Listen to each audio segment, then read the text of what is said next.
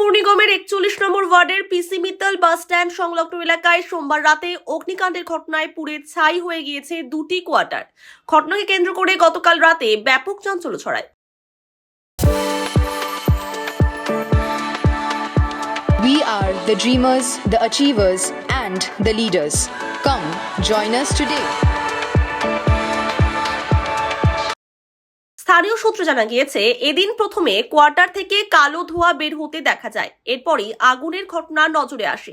ধীরে ধীরে আগুন আশেপাশের কোয়ার্টারে ছড়িয়ে পড়তে শুরু করে।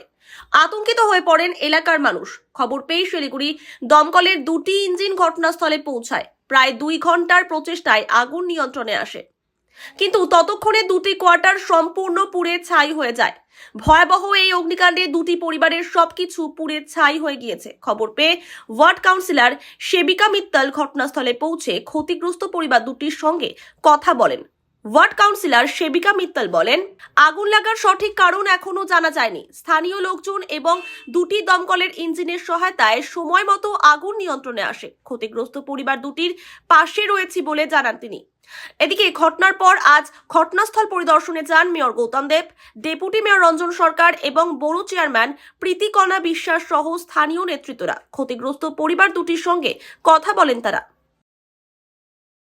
আমরা এই পুর নিগম, মমতা বন্দ্যোপাধ্যায়ের পুর নিগম, প্রত্যেকটা ঘটনাতে দেখবেন আমরা যাই মানুষের পাশে, এবং খালি দেখে পরিদর্শন করে কোনো লাভ নেই। এদের পাশে দাঁড়াতে হবে, সব জায়গাতে দাঁড়াই। একটা কোনো ঘটনা বলতে পারবে না কেউ যে যেখানে পুরসভা ঘুমিয়েছিল। এটাও আমরা আমাকে কালকে আমি একটা নাটকে ছিলাম, শিবিকা আমাকে বলল এই ঘটনাটা ঘটেছে। আমি রাতেই আসতে চাচ্ছিলাম, তখন শিবিকা বললো এখন অনেক রাত হয়েছে দাদা, সকালে আসুন। তখন আমি আমাদের ডেপুটি মেয়র, তারপরে মুন্না, প্রীতিকণাদি, শিবিকা, আরো আমাদের এখানে যারা আছে সবাইকে বললাম এই জায়গাগুলো আমরা চিনি, এরা পুরোটাই পুড়ে গেছে শর্ট সার্কিটে। বেশিরভাগই শর্ট সার্কিট হচ্ছে। আমরা সাধারণত ইলেকট্রিক কানেকশন নেওয়ার পরে আর কেউ খেয়াল করি না বাড়িতে যে কানেকশনটা ঠিক আছে না আছে। যাই হোক, আমি যাচ্ছি এখন কর্পোরেশনে, গিয়ে আমাদের লোককে পাঠাচ্ছি, যতটুকুন পারি যতটা সম্ভব আমরা সহযোগিতা করব। খাবারের জিনিসপত্র সব পাঠিয়ে দিচ্ছি, রান্নার জিনিসপত্র পাঠাচ্ছি।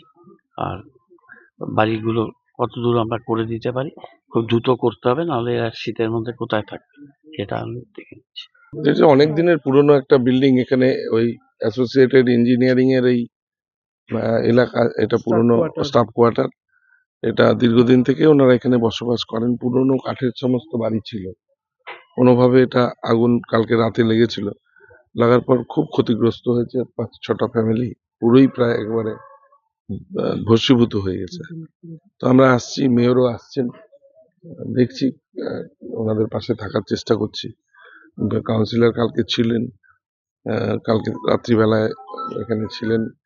এখান থেকে ওনাদের কালকের মতো করে খাবার দাবার ইত্যাদি যতটুকুন পারা গেছে আশপাশ থেকে নিয়ে করে একটা ব্যবস্থা হয়েছে। আমরা পুরসভার পক্ষ থেকে দেখছি কি করা যায়। অনেক পুরনো বাড়ি ছিল, কাঠের বাড়ি ছিল, তো স্বাভাবিকভাবে কিভাবে আগুন লাগলো আর একেবারে ভস্মীভূত হয়ে গেছে। খুব দুঃখজনক ঘটনা।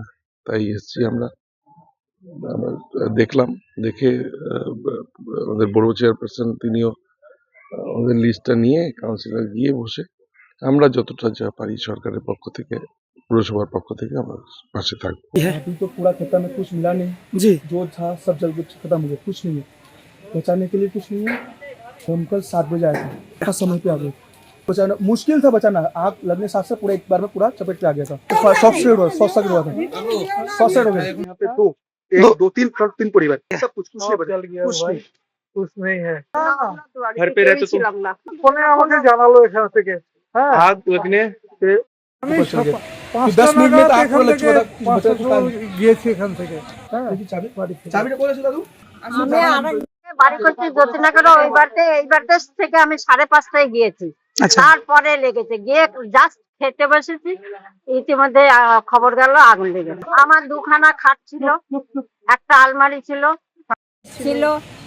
তারপরে রান্নাঘরে গ্যাসের ওভেন ছিল, সিলিন্ডার ছিল না, নতুন ওভেন ছিল, ওইখানে একটা বাক্স ছিল, তার মধ্যে যত বাসনপত্র কাঁসা পিতল সব বাসন ঠাকুর ছিল সেটা আমি জানতে পারি না, আমি তো এখানে থাকি, আমার ঘরে ডেলি আমরা আসি, এখানে ঠাকুর পাকুর আছে, পূজা টুজা দিয়ে আমরা চলে যাই। এই যে রামদীপ পাসওয়ান, সন্দীপ পাসওয়ান বড় ছেলে, ছোট ছেলে জগদীশ পাসওয়ান, ওরা ফুল ফ্যামিলি ছিল এখানে। এইসি কোম্পানি 41 নম্বর কোম্পানি কোয়ার্টারে থাকতাম আমরা। রবীন্দ্রনাথ বিশ্বাস, সেকেন্ড মাইল সেবক রোড, হ্যাঁ, অপোজিট কৃষি বিতল বাস স্ট্যান্ড, হ্যাঁ, পেয়েছি, হ্যাঁ,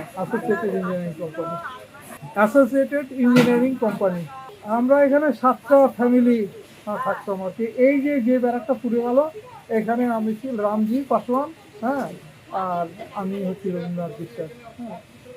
এই কোম্পানিতে আমরা চাকরি করতাম, রিটায়ার করে গেছি, তা কয়েক বছর ধরে কোম্পানি একটু বন্ধ হয়ে যাচ্ছে। এই আর কি 41 নম্বর ওয়ার্ড। रामजी पासवान पेंशन 50% से। अच्छा, 6 बजे के शाम को भाई मैं फ़ोन करता है कि घर में आग लग गया है, जल्दी आइए। तो आके देखते हैं तो पूरा जल चुका है। हम लोग 6 परिवार हैं, 50-55 साल हो गए, कुछ नहीं बचा है। तो बोले कि मेरे पर्सन से बात करके जितना हो सके उतना मदद करेंगे हम। देखते हैं प्रशासन क्या मदद करती है। यही अपील करना चाहता हूँ कि सब देख ही रहा है, सब कुछ जल चुका है, कुछ बचा नहीं है। जहाँ तक हो प्रशासन हमें मदद करे। और क्या मजदूर है, ज्योति नगर कहलाता है। तो हम लोग को जैसे खबर मिला, हम लोग खुद आए। अच्छा, फोन आया तो फोन किए तो हम लोग आए हैं, मगर यहाँ कुछ नहीं बचा, सब समाप्त हो गया। अच्छा, ये लोग तो बगल में फैमिली रहते थे, इधर फैमिली रहते थे, 2 भाई रहते थे, मम्मी पापा दीदी बच्चा सब लोग रहते थे। मैंने आग लगने से किसी को महसूस नहीं हुआ कैसे आग लगा। सब घर से निकलने के लिए ये हो गए, जल के पूरा राख हो गया, कुछ नहीं बचा, पूरा कंप्लीट कुछ नहीं बचा। ये पीसी मित्तल के ठीक अपोजिट है, 41। हम लोग को कॉल आया हुआ था, मैं इधर आया 6:30 बजे, 6:30 बजे करीबन आया तो देखिए पूरा आग लगा हुआ था, पूरा खत्म हो गया।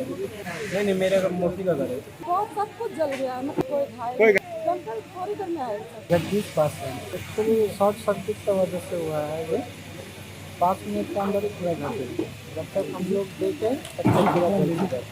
उठा था कि तार से तार जल रहा था और कपड़ा जो था लाइनिंग में था वो सब जल रहा था। जब तक हम लोग देखे तब तक पूरा 6 रूम था, 6 रूम हम लोग का जला है और उन लोगों का रूम भी है, 4-5 रूम है। यहाँ पे मतलब घर 2 घर था, 2 फैमिली का घर था, जिसमें पिताजी, हम, भैया, भाभी, 6 रूम था टोटल हम लोग का इधर, और 3-4 रूम और था। और सामान जल चुका है, बोलिए तो पैसा, गहना, जेवर सब जल चुका है, कुछ नहीं बचा है। ये कहना है बस यही है, नुकसान अभी नहीं बता पाएंगे कितना जितना पूंजी रखे थे सब जमीन नहीं।